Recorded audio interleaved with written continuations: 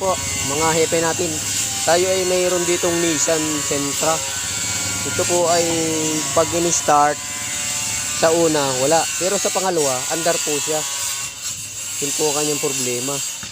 Tayo po ay dinayo, galing po itong Sariaya.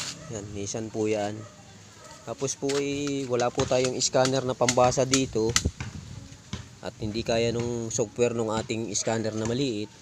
Sabi ko po ay paltan itong ito crankshaft ba ito?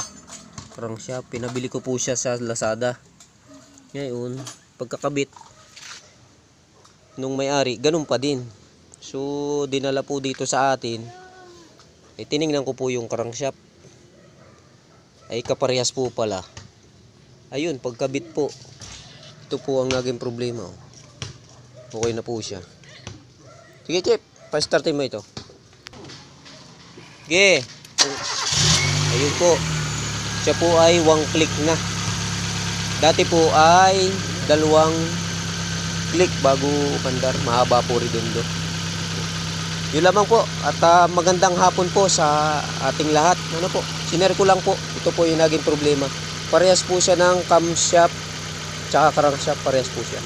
Sa Lazada po siya order. Nissan Sentra po ito. Series ba ito? 2007 model po. Ito po. Ano masasabi mo, boss? Ayun. Okay na po yan.